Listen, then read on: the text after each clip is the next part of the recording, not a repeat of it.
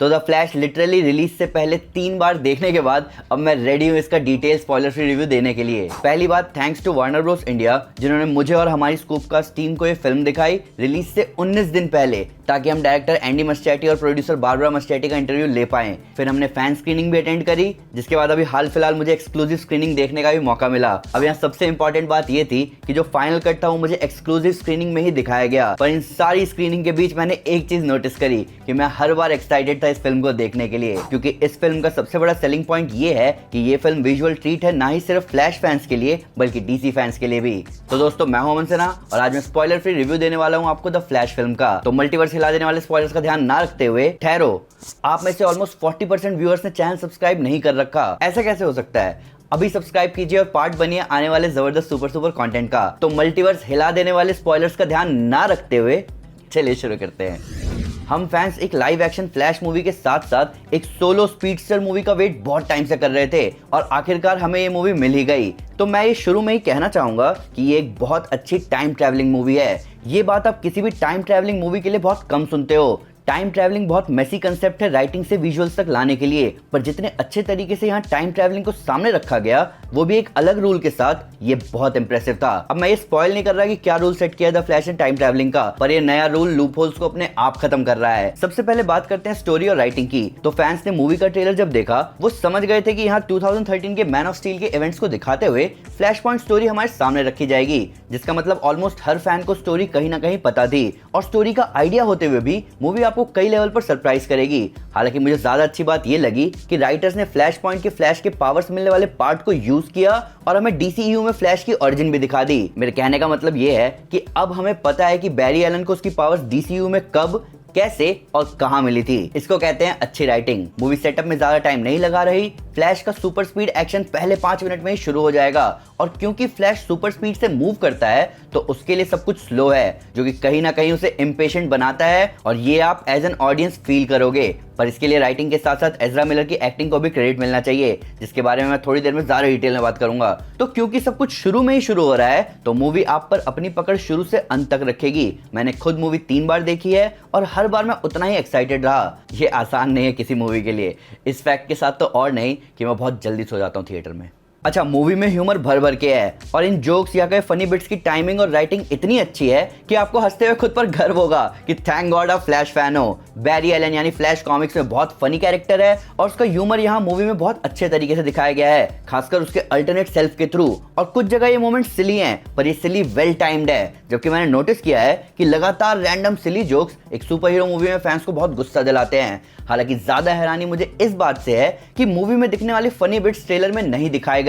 इन सब के ऊपर एक छोटा सा क्रिटिसिज्म मैं ये पॉइंट करना चाहूंगा कि इस मूवी को अच्छे से एंजॉय करने के लिए आपको मैन ऑफ स्टील के इवेंट्स पता होने चाहिए कि कैसे जॉर्ड 2013 में अर्थ पर आया था अर्थ को टेराफॉर्म करके क्रिप्टॉन बनाने, प्लस क्रिप्टॉन को रीस्टैब्लिश करने के लिए उसे जेनेटिक्स कोडेक्स भी चाहिए था, जो कि मैन ऑफ स्टील में कालेल के अंदर इन्फ्यूज होता है। राइटर्स ने इस बात का पूरा ध्यान रखा कि हर एंगल से डीसी की लेगेसी पर कैपिटलाइज किया जाए, जिसके साथ साथ फ्लैश की सोलो स्टोरी भी हमारे सामने लाई जाए, उस पर फोकस रखते हुए। और कहीं ना कहीं यही तो मतलब होता है सिनेमैटिक यूनिवर्स की सोलो मूवीज का। मूवी फ्लैश के पर्सपेक्टिव से चल रही है, जहां एक पूरा सर्कल फॉर्म हो रहा है जिसके अंत में सब कुछ बदल गया। ये एग्जांपल है अच्छी राइटिंग का। अब आते हैं परफॉर्मेंस पर। तो सबसे पहली बात ये कि एज़रा मिलर की पीठ में बहुत दर्द हो रहा होगा, क्योंकि उन्होंने इस पूरी मूवी को कैरी किया है, वो भी दो बैरी एलन को प्ले करके। मैं जानता हूँ पिछले 4 साल फ्लैश फैंस के लिए बहुत अजीब बीते हैं, पर अच्छी बात यह है कि जो जिसके लिए जिम्मेदार है उस पर उस तरह का एक्शन लिया गया। मैं ये भी कहना चाहूंगा कि यहाँ मानसिक स्वास्थ्य को लेकर ज्यादा बात होनी चाहिए, बजाय कि हम लोगों को डिमोनाइज करें। वापस आए परफॉर्मेंस पर,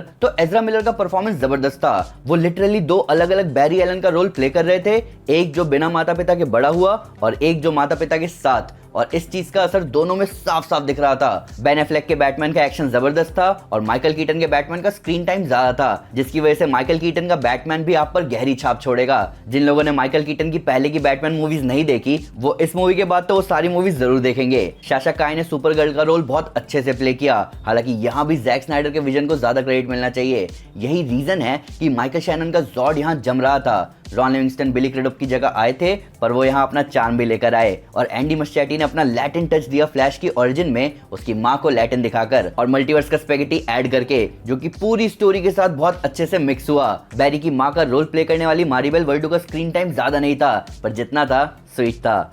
अब आते हैं विजुअल्स पर। तो मूवी विजुअल ट्रीट थी। आपको जिस मिनट फ्लैश सुपर स्पीड में भागता हुआ दिखेगा, आपकी आंखों को ऑर्गेज़म आ सकता है। DCU की फिल्म्स जानी जाती है अच्छे VFX के लिए, और इस फिल्म में भी VFX अच्छा था। डबल रोल बहुत स्मूथली दिखाया गया। कुछ नए कंसेप्ट जो एंडी ने इंट्रोड्यूस की, टाइम और स्पेस कैसे बिहेव करेंगे स्पीडस्टर के पर्सपेक्टिव से, वो बहुत कूल लग रहे थे देखने में। बैरी एलन का दौड़ना और लाइटनिंग दिखना बैटमैन वर्सेस सुपरमैन से ही जबरदस्त लग रहा है। और सूट के बारे में डिटेल में हमें एंडी मस्टैटी ने बताया था, पर सूट ऐसा क्यों है, उसमें लाइट या ये चार्ज क्यों दिख रहा है, और उसकी फिटिंग कैसी है, ये सब एक्सप्लेन किया गया है मूवी में। हालांकि अगर आप स्लो मोशन सीक्वेंस में किसी भी लिविंग बीइंग को ध्यान से देखोगे तो फ्लैश के अलावा वो सब आपको थोड़े 3D मॉडल जैसे दिखेंगे। ये चीज आपको थोड़ी सी डिस्ट्रैक्ट कर सकती है, पर ओवरऑल विजुअल्स सॉलिड थे।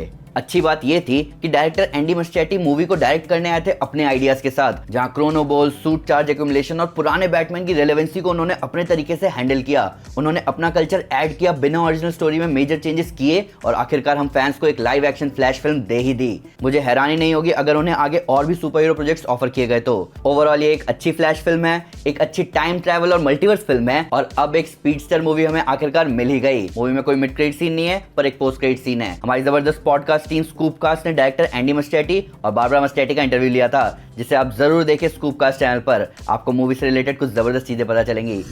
तो दोस्तों, ये था spoiler free review the flash film का। अभी चीजें बदल चुकी है, पर क्या, कितना, कैसे बदला, ये तो आने वाला टाइम बताएगा। पर फिर भी अगर उससे कोई डिटेल मिस हो गई हो या आपको कोई नया फैक्ट इस वीडियो से रिलेटेड, तो प्लीज कमेंट पे जरूर बताएं। हमारे सोशल मीडिया हैंडल पर हमारे साथ शेयर करें। हम हर जगह हैं। तो दोस्तों, अगर आप DC के बारे में लिटरली डिटेल नॉलेज रखना चाहते हैं, तो मैं आपको हमारे इनजस्टिस गॉड्स अमंग अस कॉमिक सीरीज रिकमेंड करूंगा। साथ ही साथ अगर आपको वीडियो पसंद आए तो इस वीडियो को लाइक और शेयर जरूर करें, और ऐसे कई सारे सुपर कंटेंट के लिए हमारे चैनल को सब्सक्राइब करना ना भूलें। Thank you guys, this is Aman Sinha and you are super super. Piece.